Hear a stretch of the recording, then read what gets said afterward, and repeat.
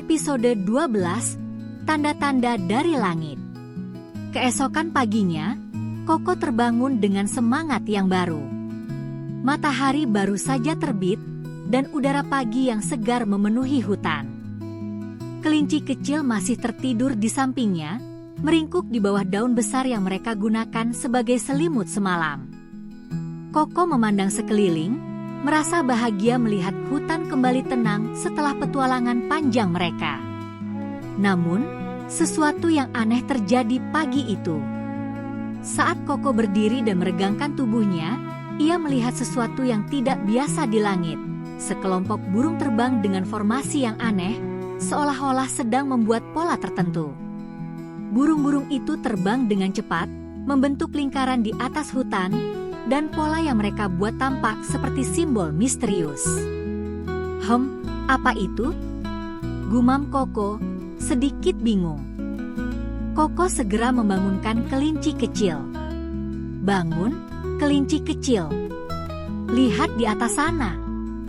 Kelinci kecil yang masih setengah mengantuk membuka matanya dan memandang ke arah yang ditunjuk Koko. Burung-burung itu, kenapa mereka terbang seperti itu? Apa yang sedang terjadi? Koko menggelengkan kepala. Aku tidak tahu, tapi rasanya ini bukan kebetulan. Ada sesuatu yang ingin mereka tunjukkan pada kita.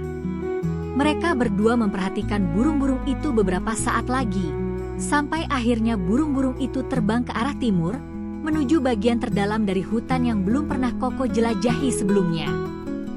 Kita harus mengikuti mereka, kata Koko dengan penuh semangat.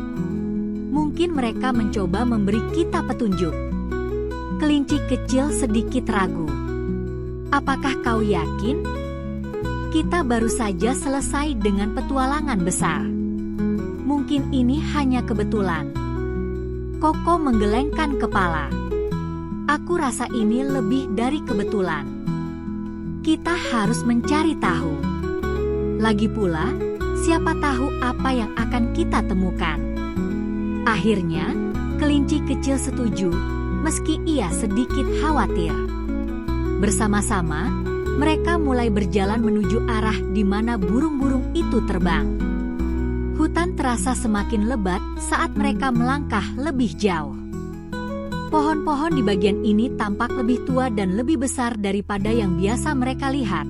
Seolah-olah mereka telah berdiri di sana selama ratusan tahun. Setelah beberapa saat berjalan, mereka tiba di sebuah lembah yang dikelilingi oleh tebing tinggi. Di tengah lembah itu, ada sebuah kolam besar dengan air yang sangat jernih. Burung-burung yang mereka ikuti kini bertengger di tepi kolam, seolah-olah sedang menunggu kedatangan Koko dan kelinci kecil. Tempat ini begitu indah, kata kelinci kecil sambil mengagumi pemandangan di depannya. Cahaya matahari memantul di permukaan air, menciptakan kilauan yang mempesona. Koko mengangguk.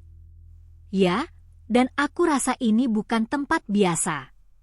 Ada sesuatu yang istimewa di sini.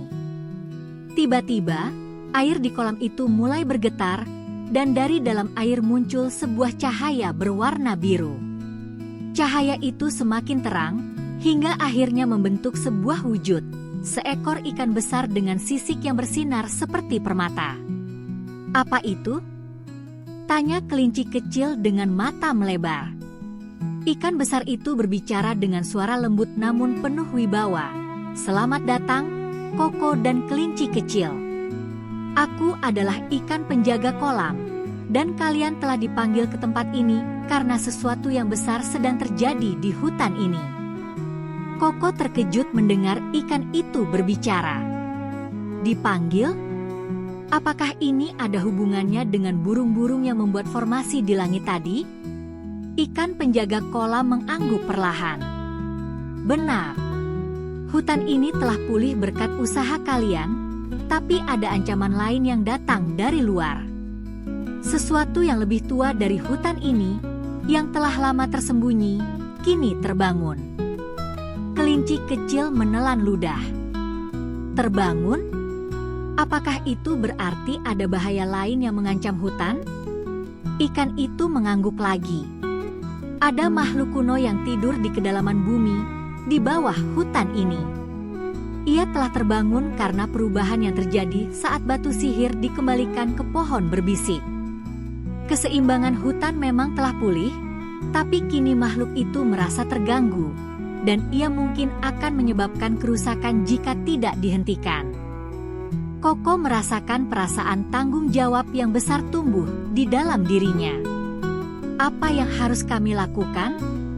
Ikan penjaga kolam menjawab, kalian harus pergi ke jantung hutan, tempat di mana makhluk itu tidur.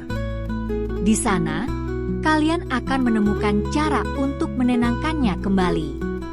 Ini bukan tugas yang mudah, tapi aku percaya kalian mampu melakukannya. Seperti halnya kalian telah memulihkan hutan ini, kalian juga bisa menyelamatkannya dari ancaman baru ini. Koko menatap kelinci kecil, dan meski ada sedikit kekhawatiran di mata temannya, Koko tahu bahwa mereka tidak bisa mundur sekarang. Petualangan baru telah dimulai, dan mereka harus menghadapi tantangan ini demi hutan yang mereka cintai. Kami akan melakukannya, kata Koko dengan penuh keyakinan. Kami akan pergi ke jantung hutan dan memastikan makhluk itu tidak merusak keseimbangan yang telah kami pulihkan. Ikan penjaga kolam tersenyum lembut. Kalian adalah harapan hutan ini. Aku akan membimbing kalian sejauh yang aku bisa. Berhati-hatilah dan ingatlah, kekuatan terbesar kalian adalah hati yang tulus. Dengan kata-kata itu, ikan besar itu perlahan-lahan menghilang kembali ke dalam kolam, meninggalkan Koko dan kelinci kecil sendirian di lembah yang indah itu. Mereka saling berpandangan, dan tanpa kata-kata, mereka tahu bahwa perjalanan mereka belum berakhir. Di depan mereka terbentang petualangan baru, yang mungkin lebih berbahaya daripada yang sebelumnya. Tapi mereka siap. Dengan keberanian di hati dan tekad yang kuat, mereka melangkah maju, menuju jantung hutan, di mana misteri baru menanti untuk diungkapkan.